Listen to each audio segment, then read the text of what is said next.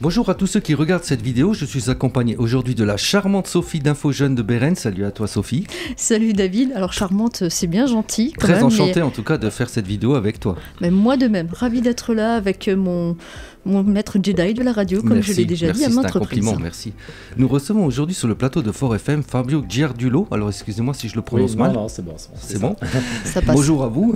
Bonjour à tous, merci de m'avoir invité ici en tout cas. Alors vous êtes un ancien militaire et père en lutte pour ses droits. Vous affirmez avoir été victime de violences policières alors que vous souhaitez simplement déposer une plainte au commissariat de Forbach pour non-respect d'une décision de justice concernant la garde de votre enfant. Oui, aujourd'hui Fabio, vous souhaitez briser le silence, vous réclamez justice et souhaitez que votre histoire soit entendue. Que s'est-il réellement passé ce jour-là? Pourquoi a-t-il été violemment interpellé? Quelle démarche a-t-il entrepris depuis? Fabio, pouvez-vous vous présenter brièvement et nous expliquer dans quel contexte vous vous êtes rendu au commissariat de Forbach ce jour-là? Alors, bonjour à tous. Alors, merci. Moi, c'est Fabio Giardulo, donc j'habite ici depuis tout petit, donc dans la région. Je suis aide-soignant à Sarrebruck. Je travaille dans tout ce qui est les soins, hospitalier et tout ça.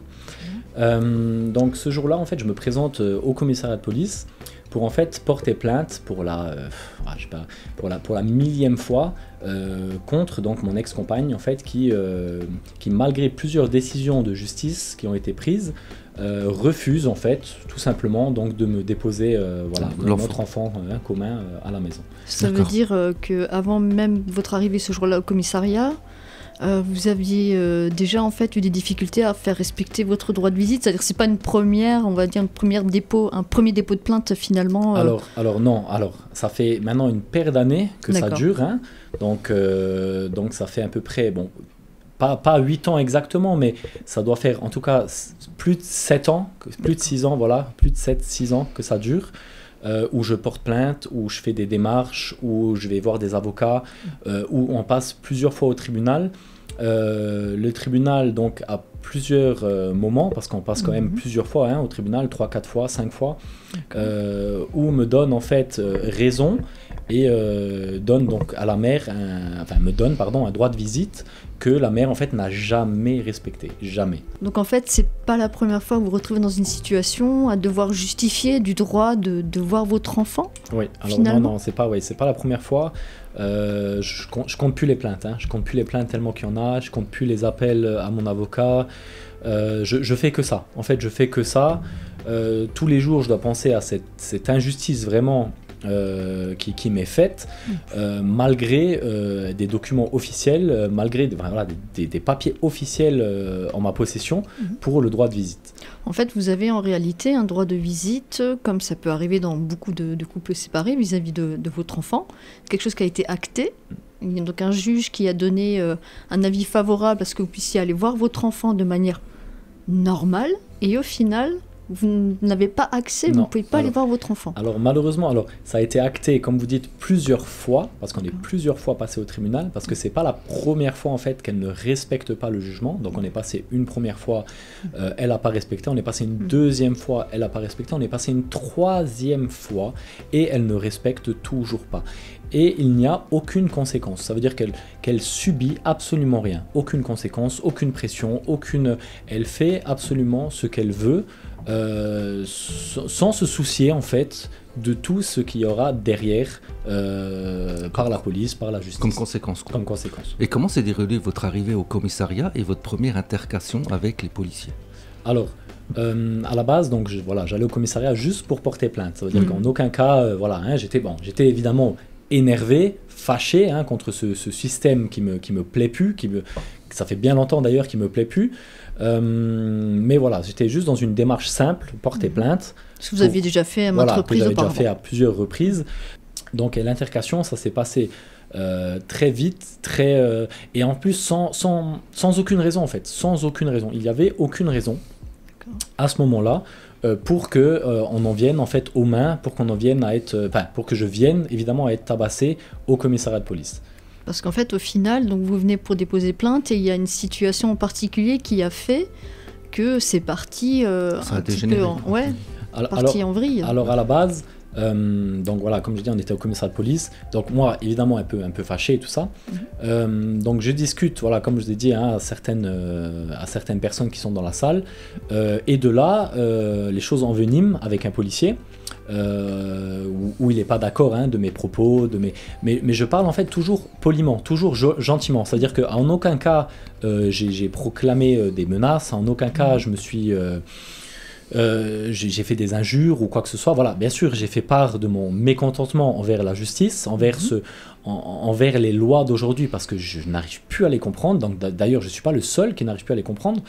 Et voilà, et tout est parti en fait d'une simple discussion en fait. C'est une frustration finalement d'être privé de votre droit de père. Alors je dirais que c'est même plus qu'une frustration, c'est un combat pour nous les hommes, c'est un combat intérieur. Puisqu'on n'est jamais spécialement respecté dans énormément de domaines, alors surtout dans celui-là, en tant que père de famille, on m'arrache ma vie, on m'arrache mon fils de mes mains, et je ne sais pas pourquoi, je ne comprends pas pourquoi, je ne comprends pas la raison, parce qu'en fait il n'y en a pas, et quand j'essaye d'expliquer mon combat ou ma raison, pourquoi je dois expliquer que je veux voir mon fils en fait. Tout simplement. Je ne dois pas l'expliquer, je dois le voir, c'est mon fils. Et on ne veut pas me le donner, sans raison, alors qu'il y a un jugement qui est déjà établi. C'est déjà ça en fait, à savoir que la justice vous avait donné en fait un droit de visite. Et donc là vous vous retrouvez au commissariat, déposer plainte une nouvelle fois pour avoir simplement le droit de voir votre enfant. Exactement. Et donc vous êtes dans cette situation. Vous êtes là, vous êtes installé, vous attendez de pouvoir déposer plainte. Et donc, à un moment donné, ça s'envenime, c'est ça ? C'est ça, oui. Alors, ça s'envenime parce que, donc voilà, comme je dis, voilà, je parle avec des personnes qui sont présentes dans la salle. Donc, j'exprime vraiment mon mécontentement par rapport aux lois et tout ça. Donc, le policier, lui, qui entend cette discussion, voilà, forcément, n'est pas spécialement d'accord parce que, quand on se fait taper... nous on se fait taper sur les doigts par notre chef parce qu'on nous dit qu'on fait mal notre travail, ça nous plaît pas. Donc là forcément il entend ma discussion, donc il va rentrer dans cette discussion alors que je parle pas avec lui, je parle avec une personne lambda qui attend comme moi, en lui expliquant voilà que je suis pas d'accord avec tout ça, avec cette justice. Et le policier donc va m'interpeller et me dire que si je suis pas content, en fait je suis pas obligé d'être là et que je peux me casser donc là ça c'est ses propres mots, c'est ses termes, que je peux me casser de ce commissariat de police. Et donc voilà, moi je réponds évidemment à ces provocations quoi.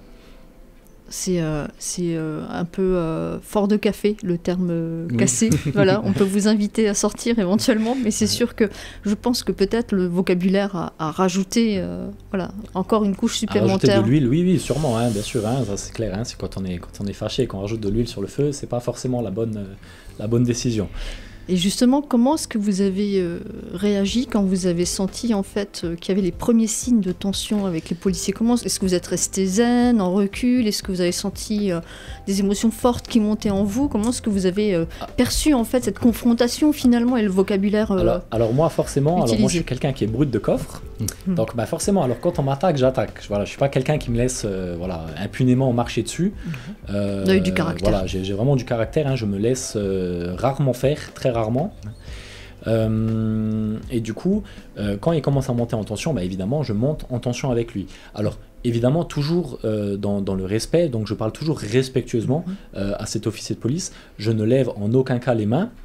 Et du coup, lui, il va continuer à en rajouter en me disant voilà, que ma plainte, il ne la prendra pas et que je peux dégager de toute façon du poste. Et évidemment, ça rajoute encore de l'huile encore sur le feu. Et là, du coup, on va parler pendant quelques minutes. Et on va pas être d'accord, lui et moi. On a le droit de confronter ses points de vue. Tout à fait. Et vous avez évoqué des violences physiques. Pouvez-vous nous dire quel est votre ressenti à ce moment-là ? Alors, sur le coup, je suis complètement perdu. Alors, je suis complètement perdu parce que je ne sais pas ce qui se passe. J'aurais pu comprendre un geste, on va dire, un peu plus énergique de la police si j'aurais été menaçant verbalement ou même physiquement, chose qui n'a pas eu lieu. Voilà, comme je le dis, on voit bien dans les caméras que tout a été filmé, les témoins aussi sont là, qui valident évidemment mon histoire à 95%. Parce que bon, évidemment, dans une histoire, on n'est jamais très très juste, mais voilà, ça, il valide vraiment à 95%. Donc j'ai été vraiment pris comme ça, d'un coup, et j'ai été éjecté au fond de la salle, et c'est vraiment de là que tout est parti. Donc en fait, vous étiez en train de vous expliquer quand soudain il y a eu ces mouvements ou ces gestes très forts à votre rencontre, c'est ça? Oui, c'est ça. C'est parce qu'en fait, donc, comme je disais, en fait, il y a plusieurs policiers qui interviennent, qui viennent dans cette salle, donc, parce qu'on est dans le hall, en fait, dans le hall d'entrée du commissariat de police. Okay. À ce moment-là, il y en a un policier qui me dit, écoute, va dehors, va prendre l'air. Donc même si moi et l'autre policier on s'est un peu éméché, un peu fâché, j'étais pas forcément fâché. Voilà, c'est ma façon un peu aussi de m'exprimer.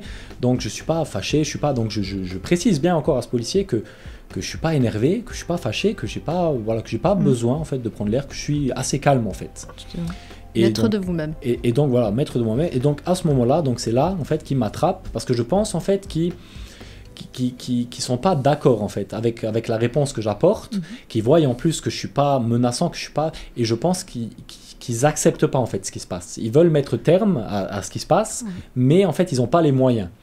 Et donc je pense que le seul moyen bête peut-être que ce policier a trouvé, donc c'est de venir à la violence. D'accord. Donc en somme, à ce moment-là, d'après ce que vous m'aviez raconté tout à l'heure en off, donc vous vous faites bousculer, et voire plus encore, par plusieurs personnes, plusieurs policiers finalement.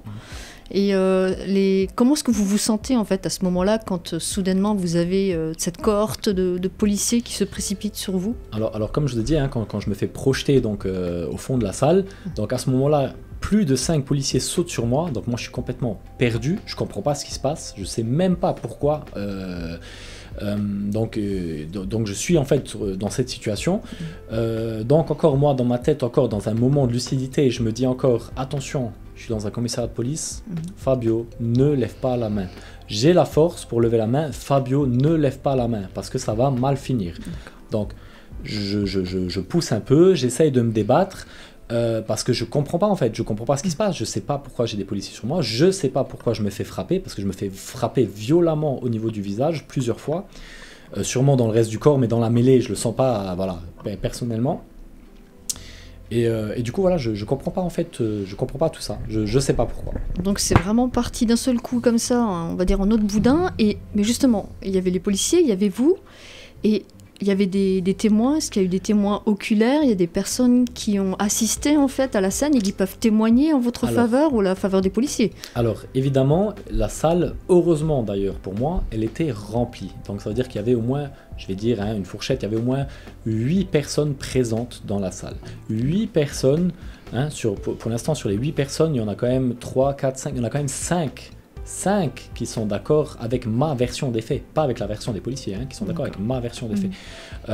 Ils seraient d'accord pour témoigner, ces gens-là? Oui, alors j'ai déjà pris, heureusement j'ai réussi à les retrouver, j'ai pris contact avec ces gens et ils sont évidemment d'accord donc de témoigner, de parler de cette histoire, de raconter ce qui s'est passé, en sachant aussi que dans cette mêlée, parce que quand ils m'ont jeté dans l'angle, dans cet angle, il y avait des chaises, il y avait aussi une famille, des gens qui étaient assis donc, à cet endroit-là. Donc dans le mouvement, on a aussi écrasé des personnes qui étaient présentes, qui ont dû aller à l'hôpital parce qu'ils ont apparemment blessé cette dame au dos et un jeune garçon qu'ils auraient mis un coup violent au niveau du bras. Bon, évidemment, pas peut-être voulu, mais dans cette... C'est les conséquences en tout cas. Dans cette conséquence stupide, je vais dire, de la police. Ils ont même blessé des témoins qui étaient présents à ce niveau-là, dans cette salle. Des victimes innocentes, en fait, des gens qui étaient venus, qui étaient comme vous, en fait, à la base, venus pour défendre un droit ou poser une question, faire un dépôt de plainte ou autre. J'ai une petite question, justement. On parlait des témoins oculaires. Et en fait, vous mentionnez également des caméras de surveillance qui auraient filmé la scène. Est-ce que vous avez eu, en fait, ou est-ce que vous avez pu demander l'accès aux enregistrements? Et si oui, Qu'est-ce qu'il en ressort d'après votre point de vue à vous, évidemment? Alors malheureusement, donc moi je suis un civil, donc je ne peux pas avoir accès donc à ces vidéos surveillance. Très bien. Mon avocat, oui. La police, oui. Je pense que la gendarmerie, parce que j'ai fait appel à eux, oui. Donc évidemment, moi j'ai vu la vidéo de surveillance qui m'a même rappelé des choses que j'ai subies en fait, voilà, qui m'étaient carrément sorties donc de l'esprit. Donc des coups gratuits. Donc en effet, avec cet enregistrement, vous avez pu revoir et revivre finalement tout ce qui s'était passé. Voilà, tout ce qui s'était passé, exactement. Voilà, c'est ça que je voulais dire. Ouais. Voilà, l'OPJ, donc le policier donc que m'interroge sur ce qui s'est passé, qui a la vidéo donc en sa possession, qui l'a vue, donc tout doucement commence à confirmer en fait que j'étais pas violent que j'ai pas porté de coups, parce que lui il le voit hein, ça dans la vidéo hein, donc évidemment en fait dans la vidéo aussi, malheureusement pour moi, le policier qui me jette en fait dans l'angle de cette salle, la vidéo en fait filme donc 3/4 de la scène, 3/4 de la salle, mais pas toute la salle. Et bizarrement, c'est dans le coin là que j'ai été projeté, jeté. C'était un angle mort en fait. C'était un angle mort, exactement. Et déjà, je trouve ça très bizarre en fait, que avec tous les coins de la salle qu'il y avait, incroyable, j'arrive à finir dans ce coin-là. Alors, peut-être manque de chance. Bon, la plupart de la vidéo a quand même été enregistrée. Bon, quelques scènes malheureusement manquent à l'appel. Et aussi, évidemment, quand ils me ramènent donc, dans ce couloir fermé, qui vont me tabasser, taser, ces scènes-là aussi, malheureusement, ne sont pas filmées. Ça, c'est les témoins qui vont confirmer tout ça, en fait. C'est-à-dire qu'après avoir été projeté dans un coin, par plusieurs policiers, vous avez encore une deuxième situation.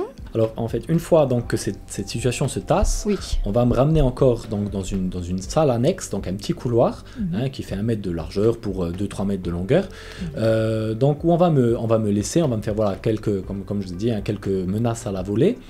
Dans cette situation, moi bête, je sors mon téléphone, donc je commence à passer un coup de fil, voilà, sans penser à mal, quoi que ce soit, parce que je voulais quand même prévenir voilà, ma compagne de tout ce qui s'est passé.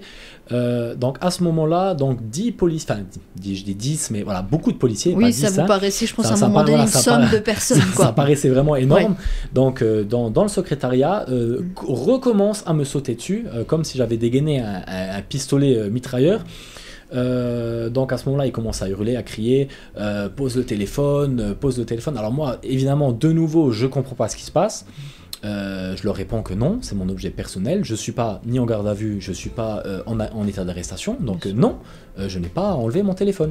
Donc à ce moment-là, un policier donc m'attrape à la gorge. Il me plaque contre l'angle de la salle. Un autre policier sur sa droite, celui-là qui m'a projeté. Et qui m'a porté, qui m'a porté des coups initialement, recommence à me frapper au niveau du visage. Un autre policier sur le côté gauche me tient, et encore il y a un autre policier en arrière qui va en fait sortir un pistolet taser et qui va me faire plusieurs sommations, on va dire.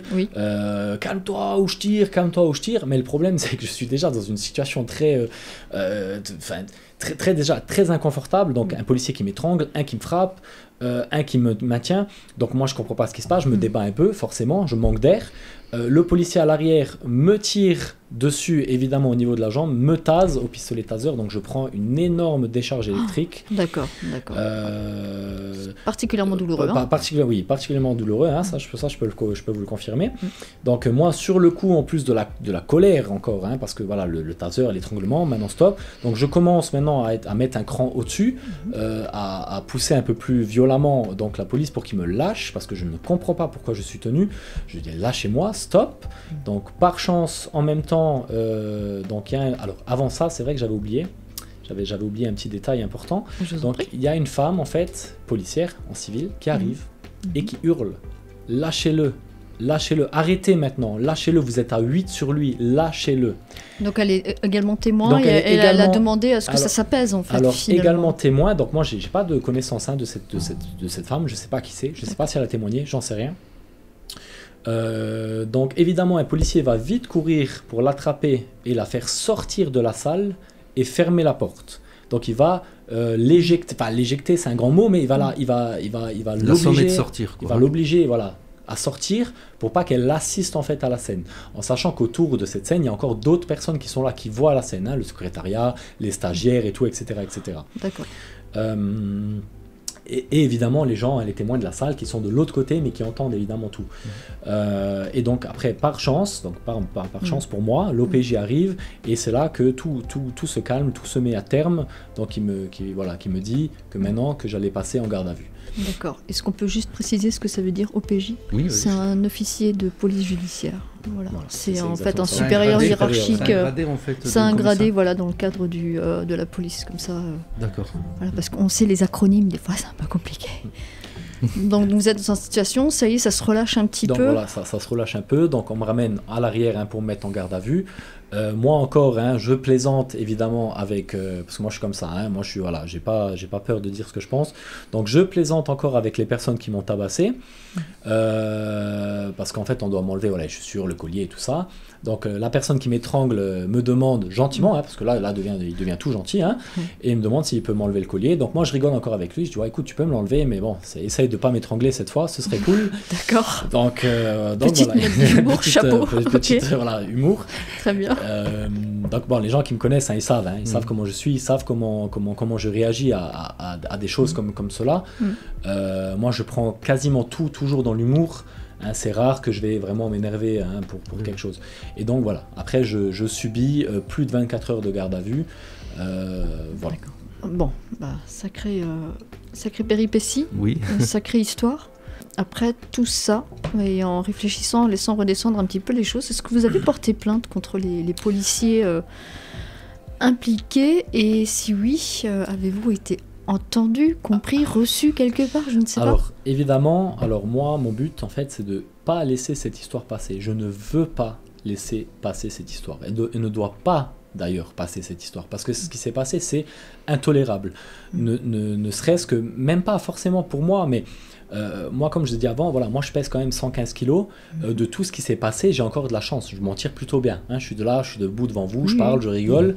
Hein. Je peux vous dire que si cette scène s'était passée avec quelqu'un avec peut-être 30, 40, 50 kilos de moins, c'était peut-être pas la même scène pour lui. Hein. D'où la femme qui a dû aller à l'hôpital parce qu'ils lui ont brisé le dos sur la chaise.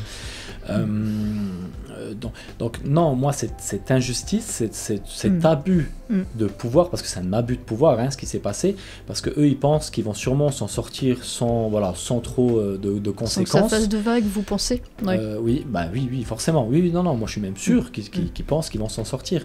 Et donc non, pour moi il est hors de question de laisser passer cette histoire. Déjà cette histoire-là, et en plus pour encore la garde donc de mon fils, je ne veux plus que ces histoires passent. Je ne veux plus, je ne supporterai plus, je supporte déjà plus. On me demande en fait toujours de comprendre, donc je dois comprendre, je dois prendre sur moi, je dois attendre. Et quand je parle à des amis que ça fait 10, 15, 20 ans qu'ils n'ont peut-être pas vu leur fils, ou même à vie, parce qu'après une femme, elle a évidemment le pouvoir donc de dire tout ce qu'elle veut à son fils, donc de le manipuler comme à sa guise. C'est le cas dans votre situation. C'est le cas évidemment dans ma situation sûrement, hein, parce que moi je sais pas, je le vois pas. Hein, ça fait 8 ans. Donc non, c'est un combat, voilà, en fait, vous voulez mener pour défendre votre droit à voir votre enfant. Et en publiant évidemment, donc parce que j'ai publié plusieurs vidéos, hein, sur les réseaux, hein, sur Facebook, j'ai déjà en ce moment plusieurs personnes qui me contactent, qui me disent qu'ils sont aussi dans ce combat donc d'injustice par rapport à leur enfant, par rapport à... Et du coup ils viennent parler avec moi et je trouve d'un côté presque ça fort beau. Je trouve vraiment beau qu'on échange en fait. Ça vous réconforte en fait dans votre combat. Vous dites que vous n'êtes pas tout seul et forcément ça vous motive toujours à aller de l'avant. Ça me motive vraiment et ne serait-ce même que pour eux. Parce que moi ça fait 8 ans, mais peut-être qu'il y a des parents, ça fait 10 ans, ça fait 15 ans, ça fait peut-être 30 ans. Il y a peut-être des parents qui ne voient plus leur enfant à vie parce qu'il y a eu des injustices. Parce que pour moi c'est une injustice. C'est intolérable d'avoir des papiers officiels du tribunal, de la police, de porter plainte et que rien ne se passe, que rien ne se fait. Donc je comprends pas à quoi sert la justice, à quoi sert-elle si je vais porter plainte et que rien ne ressort. Donc pourquoi je vais porter plainte? Qu'est-ce que je dois faire? Je dois me faire justice moi-même. Je dois moi-même aller chercher mon fils. Mais si je fais ça, c'est moi. Je vais ça risque de vous retomber dessus. Parce que moi, évidemment, hein, je serai tout de suite fautif. Moi, je serai tout de suite responsable. Hein. Moi, on va me juger tout de suite. Ça, c'est clair. Hein, mais qu'est-ce qui se passe pour le reste? pourquoi cette dame, donc mon ex-compagne, pourquoi cette dame ne comparaît pas au tribunal? Pourquoi cette dame peut apparemment, je sais pas, elle a peut-être un grade supérieur que moi j'ai pas. Pourquoi elle est au-dessus des lois? Pourquoi elle a le droit de faire ce qu'elle veut et moi non? Et surtout que nul n'est censé ignorer la loi, donc on est censé, voilà. Je peux entendre et comprendre votre désarroi, l'idée de ne pas pouvoir vivre, de ne pas pouvoir voir, de ne pas pouvoir être à côté de votre enfant, le voir grandir, évoluer, s'épanouir. Ah oui, c'est une frustration, surtout quand vous n'êtes pas entendu, c'est encore une double peine un peu. Oui, c'est une double peine, et en plus, attention, je dois payer, parce que la pension alimentaire, évidemment, elle est obligatoire. Oui. Parce que si moi, je ne respecte pas, évidemment, cette pension alimentaire, moi, je peux avoir des problèmes. Moi, je peux me retrouver en prison, parce que je ne respecte pas la loi. Mais alors c'est bizarre, parce que moi, si je respecte pas la loi, moi j'ai des problèmes. Mais apparemment, elle non. Donc je comprends pas. La loi, elle est pour qui? Pour moi? Pour elle? Pour tout le monde? Pour peut-être une partie de la population et une autre partie qui a apparemment des moyens ou des sous ne sont pas concernés apparemment par les lois aujourd'hui. Donc voilà. Et hors nous, médias locaux, avez-vous reçu d'autres soutiens? Alors, malheureusement pour ma pomme, donc j'ai essayé de prendre contact avec le Républicain Lorrain. Donc une erreur de ma part.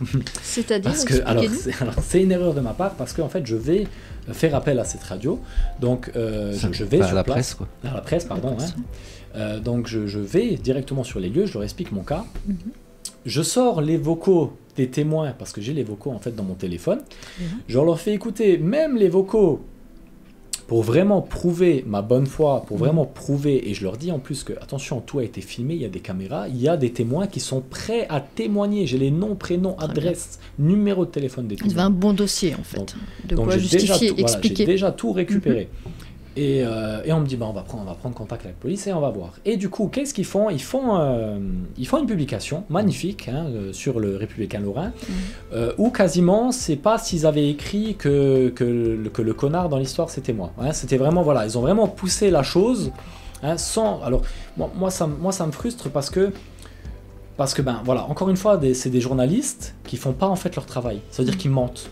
Ils mentent comme les policiers, ils ont menti. Ça veut dire qu'à la place de peut-être pas de prendre parti, je demande pas en fait qu'on prenne non, mais parti. être objectif, c'est ça, être voilà, mais au moins journaliste en tout cas, parce que moi je l'objectivité. veux expliquer ce qui s'est passé. Et eux, ils n'ont pas expliqué ce qui s'est passé. Ils n'ont pas expliqué que j'ai été tabassé, ils n'ont pas expliqué que j'ai été étranglé, ils n'ont pas expliqué que j'ai été tasé. C'est un article à décharge contre c'est vous, vraiment en fait, voilà, c'est ça c'est un article à décharge pour dire voilà, il se fait tabasser, il a été violent, presque, c'est limite s'ils disent pas que voilà que je suis un connard. Et en fait, ils parlent en aucun cas de tout ce que je leur ai demandé de parler, ou au moins de faire une allusion peut-être, ou quelque chose. Ils n'ont pas réellement fait d'investigation, de choses comme ça? Non, absolument rien. Ils ont fait, ils ont publié, voilà, sans se mouiller. Voilà, ils sont vraiment pas mouillés. Petite question en fait, et au jour d'aujourd'hui, quelles sont vos attentes et vos demandes aujourd'hui par rapport à, je veux dire, à l'ensemble de votre situation, qu'elle soit personnelle, vu ce qui s'est passé également.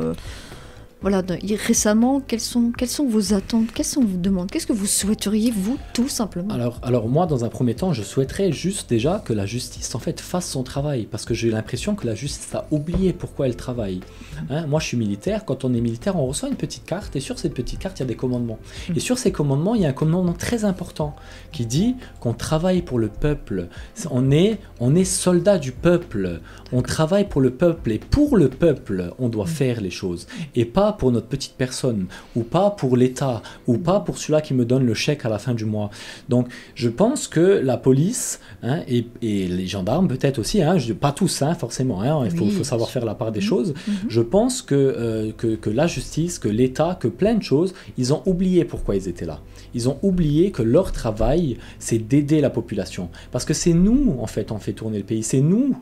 C'est grâce à nous que tout ça existe. C'est pas grâce à eux, c'est nous on fait tourner le pays. Et ils ont oublié que sans nous, ces gens, c'est personne. Ils ont personne à défendre. Et il serait peut-être temps, en fait, que ces gens-là, en fait, prennent leur travail peut-être plus à cœur et qu'ils défendent, en fait, les gens qui doivent être défendus. Ça veut dire qu'ils fassent respecter les lois qui doivent être respectées. Ne serait-ce que même pas pour moi, ne serait-ce que pour les autres, que pour les injustices que les autres subissent, matin, midi, soir. Parce qu'il y a des gens, parce que moi j'ai un caractère, moi je vais rester debout quoi qu'il arrive, mais il y a des gens, ils en ont marre, il y a des gens ils se suicident, il y a des gens ils se jettent d'un pont, il y a des gens ils se tuent parce qu'ils en ont marre de cette vie, de larbin, de cette vie où est-ce qu'on est piétiné du matin au soir. C'est difficile parfois aussi même de se relever quand on a été à genoux longtemps. Ça met presque autant de temps, je veux dire, pour se relever, quoi. Mais c'est ça le problème, parce que moi j'ai une vie vraiment pas facile. Hein. Ouais. Je peux vous garantir que voilà, j'ai pas eu de parents. Ma mère elle est décédée, mon père il nous a abandonnés. J'ai vraiment vécu ma vie entre. Vous êtes fait tout seul un peu. Oui, je me suis fait vraiment tout seul entre dormir dehors, foyer, etc., etc. Je peux vous dire que j'ai vraiment pas une vie des plus belles. Hein. Mais je sais me tenir, je sais respecter certaines choses, et j'ai aussi un caractère qui me permet de rester debout. Ma femme, elle pleure tous les jours en ce moment. Elle pleure tous les jours. Elle n'a pas subi un quart de ce que j'ai subi. Et pourtant, c'est elle qui pleure tous les jours. Donc c'est vraiment... Il y a certaines personnes, malheureusement, c'est comme ça, c'est la vie, hein, on est tous différents. Il y a des personnes qui se font piétiner et qui supportent plus la vie. Et ça en devient lamentable. J'ai écrit sur eux, je sais, oui, c'est très difficile pour eux de répondre face aux agressions et tout ça, parce qu'ils sont pris en fait dans un cercle. Ça veut dire qu'ils ne peuvent pas se permettre de perdre leur emploi, sinon c'est la fin aussi pour eux. Donc ils font parfois aussi au travail. Le travail, c'est encore plus dur de venir travailler avec la boule au ventre et de dire voilà, qu'est-ce que je vais subir encore aujourd'hui.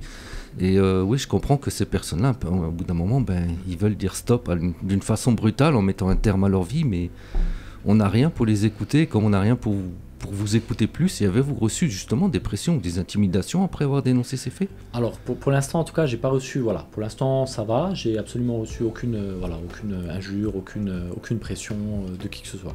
On va dire tant mieux, quoi. Et pourquoi est-ce que vous avez en fait choisi de médiatiser cette affaire? On sent que c'est quelque chose qui... Alors déjà voilà, parce que ça vous prend au tripes, voilà, ça me prend vraiment à l'intérieur, ça fait quand même une paire d'années que en fait en fait toute ma vie en fait j'ai subi de l'injustice. Toute ma vie. C'est une accumulation. Et c'est vraiment une accumulation de toute une vie où j'en ai aussi marre en fait, j'en ai marre. J'ai l'impression que je parle mais qu'on ne m'écoute pas, qu'on ne me regarde pas, parce que à cause de mon gabarit, je suis forcément quelqu'un de violent. À cause de mon franc-parler, je suis une mauvaise personne. En fait, c'est contre les stéréotypes et les préjugés. En fait, presque, c'est presque ça. Ça peut être le fond, ça peut être ça. C'est presque ça. D'accord. Et maintenant, en fait, je ne veux pas, je veux médiatiser cette histoire, je veux que tout le monde connaissent cette histoire, parce que pour moi il est hors de question que des délinquants habillés en tenue de police se permettent de frapper gratuitement, sans aucune pression, de faire ce qu'ils veulent parce qu'ils se sentent au-dessus des lois. Il y a un moment, personne n'est au-dessus des lois. Si on a des lois, il faut les respecter, il faut les mettre à terme. Sinon, ça sert à rien d'avoir un commissariat de police. Hein, parce que moi, personnellement, seul, ma situation, elle serait déjà réglée. Hein. Ma situation, voilà, je serais allé prendre mon fils de force, hein. Alors, c'est pas la solution non plus, et en plus c'est pas ce que je veux. Je ne veux même pas enlever l'enfant des mains de sa mère, hein. C'est sa mère, ça reste sa mère. Oui, il fallait juste que la loi elle soit respectée, voilà. Je veux juste qu'on respecte mon morceau de pain, mais ce morceau de pain on le respecte pas non plus.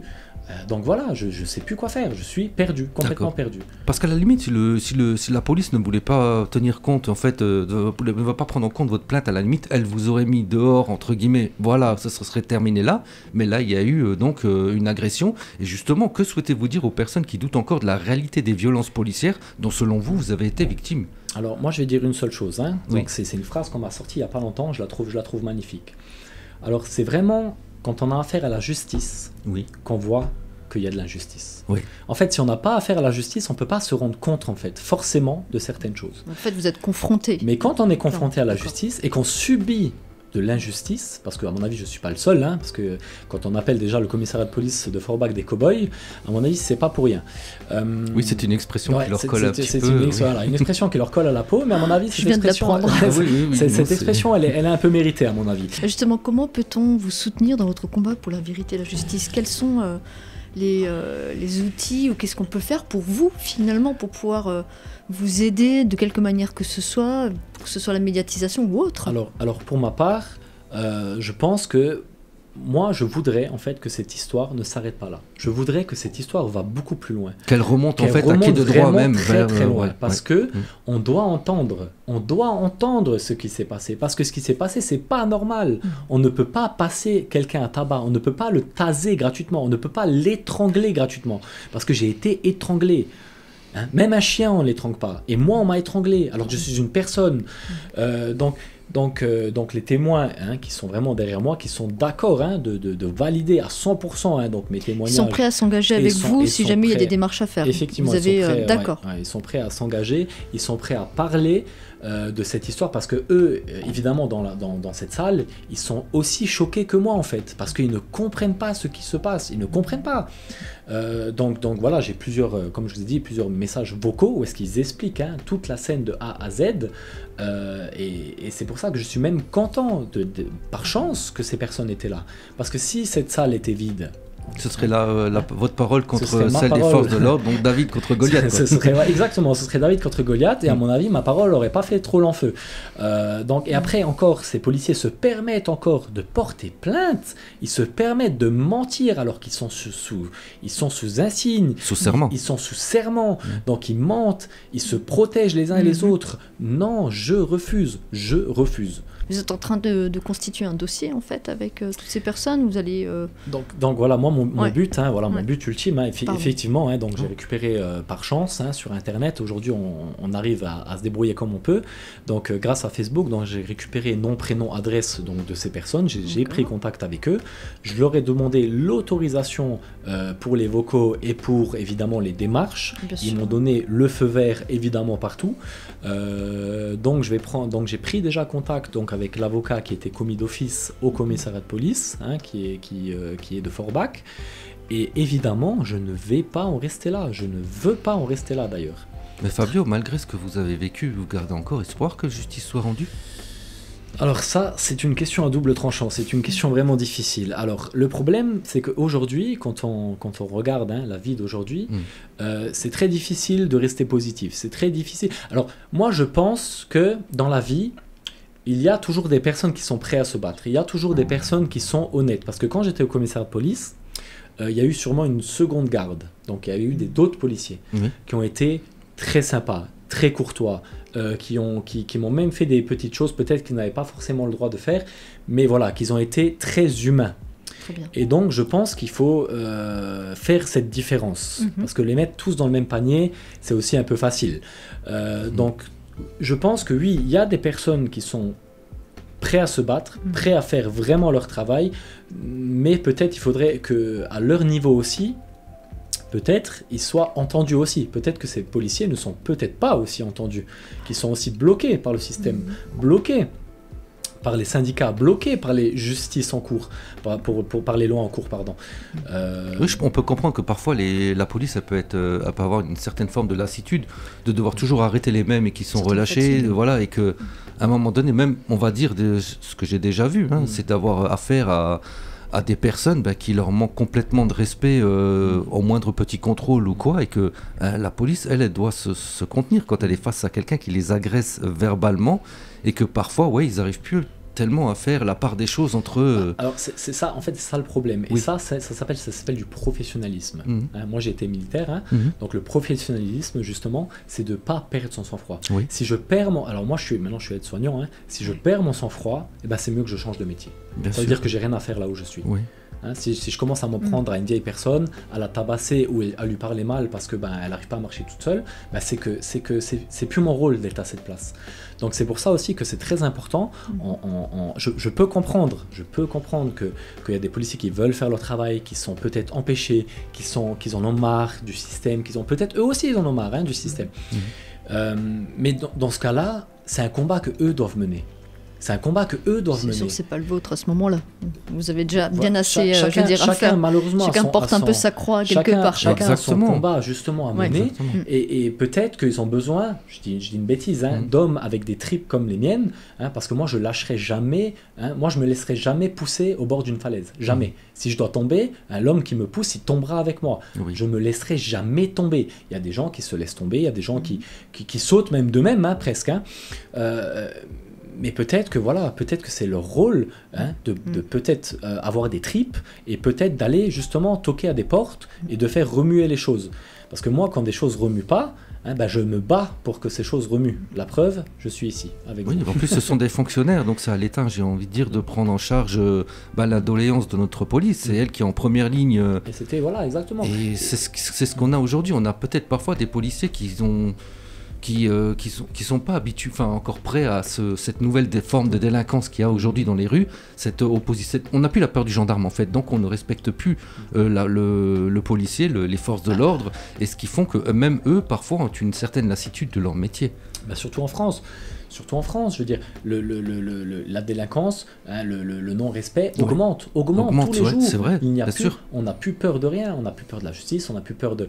Et de toute façon, je vais dire que c'est presque un peu de leur faute. C'est presque un peu de leur faute. Parce que quand on est une personne, qu'on veut manifester contre quelque chose qu'on n'est pas d'accord, donc on fait les choses dans l'ordre. Oui. On fait les choses dans l'ordre. Les gilets jaunes ont fait les choses dans l'ordre. Oui. Ils sont allés dans la rue et ils se sont fait tabasser. Et ils se sont fait tabasser, ils se sont fait humilier. Hein, il y a des gens qui sont perdus aussi, des yeux, des mains, il y a eu ces histoires. Hein, donc, au bout d'un moment, moi j'ai été militaire, si moi je suis pas d'accord avec quelque chose, ben je dis non, peu importe la conséquence, je dis non.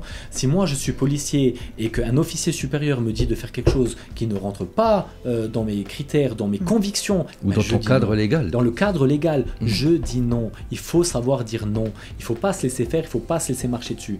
Alors, ils ont peut-être peur pour leur boulot, ils ont peut-être peur pour ça, mais au bout d'un moment, hein, c'est comme les journalistes. Hein, un journaliste, normalement, il a signé quelque chose, hein, un document officiel hein, de la loi, maintenant je pourrais plus vous dire lequel, mais un journaliste se doit, peu importe les conséquences, se doit de dire la vérité. Et de rester objectif. Oui, il a signé une charte, avec son agent. Une charte, il se doit de faire son travail. Et aujourd'hui, les journalistes ne le font plus. Ils mentent, ils trichent, ils volent.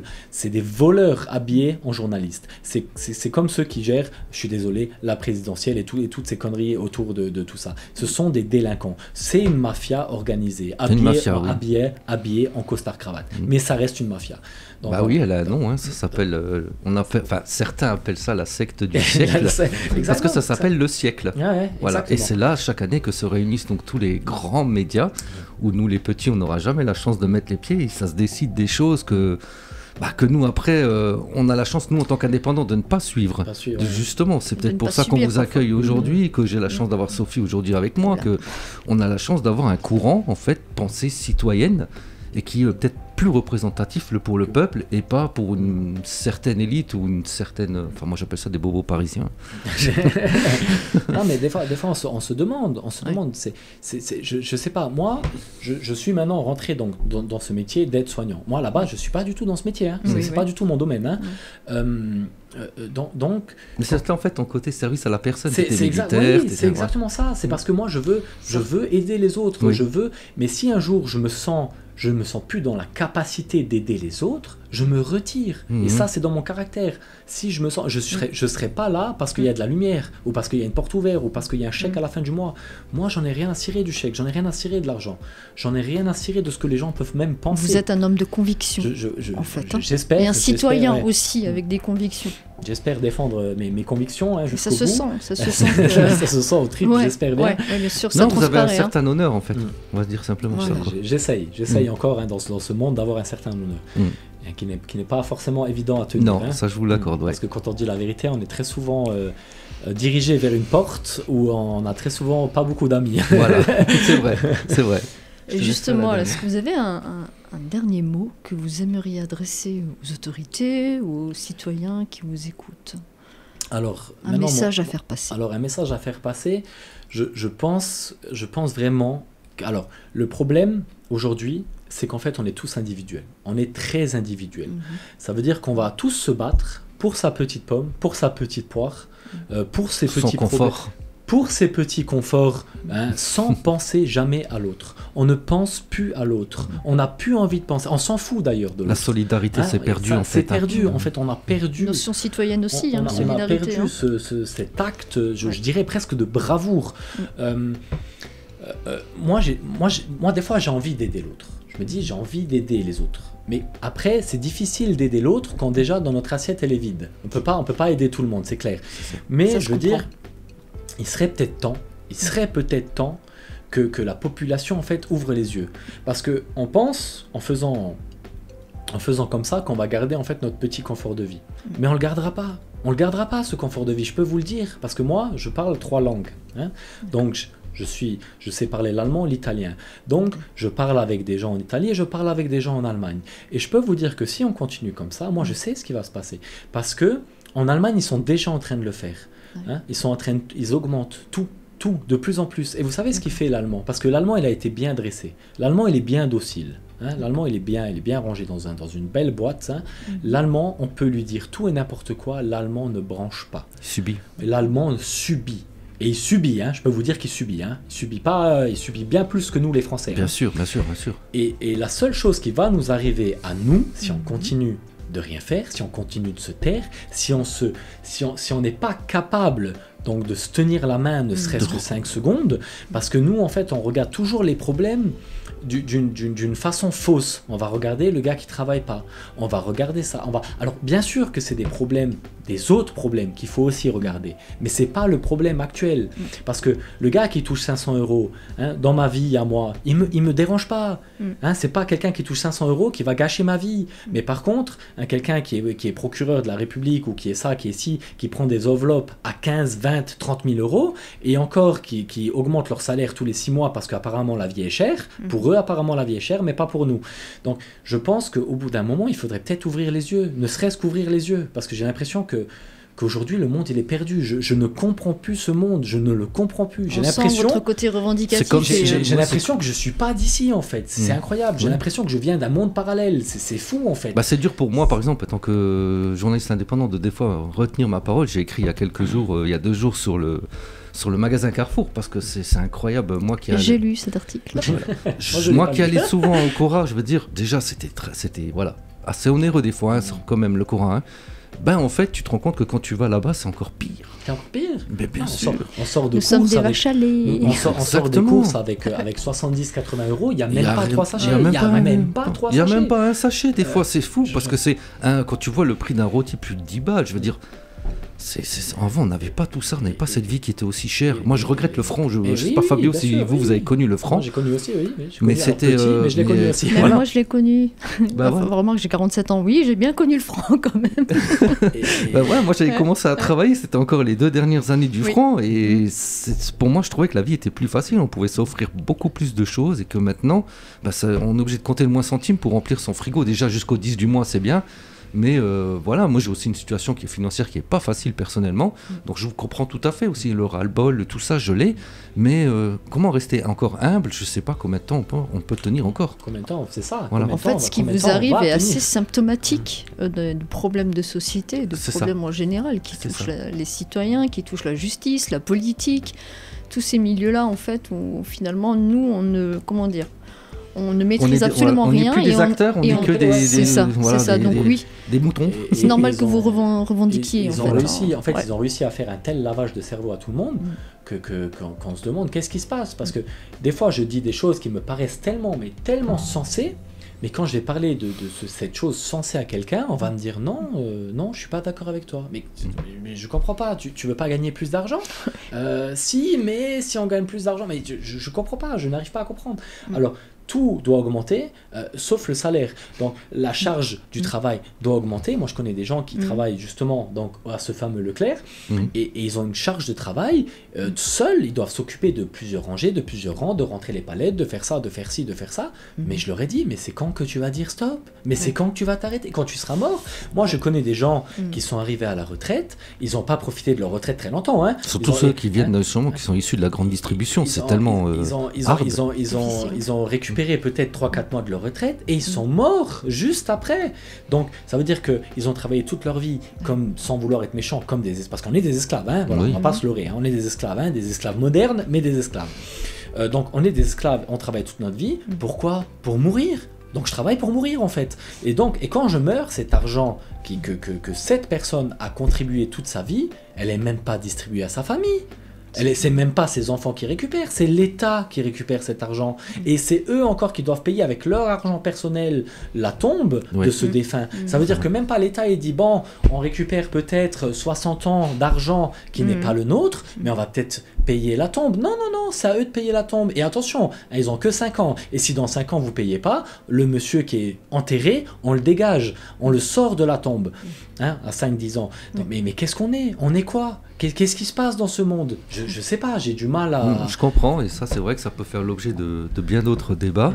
Tout à fait juste. Fabio, je voulais vraiment vous remercier d'être venu ici, chez David, à Fort FM Radio, pour partager ce moment, ce témoignage. Un morceau de vie, en fait, et tout ce qui vous est arrivé, et les conséquences, en fait, de ce que vous subissez, ce que vous vivez encore aujourd'hui. J'ai envie de vous dire, on pense très très fort à vous, je souhaite tout plein de courage, et j'espère vraiment, vraiment, vraiment, du fond du cœur, qu'il va y avoir une issue positive pour vous, tout d'abord vis-à-vis de votre enfant, surtout et avant tout, et après par rapport à tout ce qui vous est arrivé, qu'il puisse y avoir une reconnaissance. Oui. Voilà, je souhaite tout plein de... Enfin, une bonne chance pour la suite, quoi. Fabio, merci d'avoir partagé votre témoignage avec nous. Votre histoire soulève bien des questions essentielles sur l'accès à la justice, le respect des droits des citoyens, de la responsabilité des forces de l'ordre. Cette affaire n'est pas seulement la vôtre, elle touche à un des enjeux plus larges. Peut-on encore porter plainte sans crainte? Comment garantir que de tels faits ne restent pas impunis? Nous suivrons bien sûr l'évolution de votre dossier et nous continuerons à donner la parole à ceux et à celles qui, comme vous d'ailleurs, demandent vérité et justice. À toutes celles et ceux qui nous écoutent, je vous souhaite de soutenir Fabio et pour en savoir plus sur son combat, n'hésitez pas à partager son témoignage, car c'est la seule façon en fait que vous avez de pouvoir vous faire entendre à l'heure d'aujourd'hui, quoi. C'était David et Sophie pour Fort FM Radio. Merci à tous et à très bientôt pour un nouvel entretien. Bye. Bye bye.